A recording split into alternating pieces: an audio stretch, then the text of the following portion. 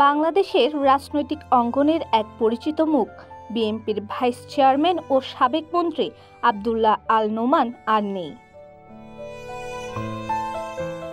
মঙ্গলবার 25শে ফেব্রুয়ারি সকাল 6টায় রাজধানীর স্কয়ার হাসপাতালে শেষ নিঃশ্বাস ত্যাগ করেন এই প্রবীণ রাজনীতিবিদ। মৃত্যুকালে তার বয়স হয়েছিল 82 বছর।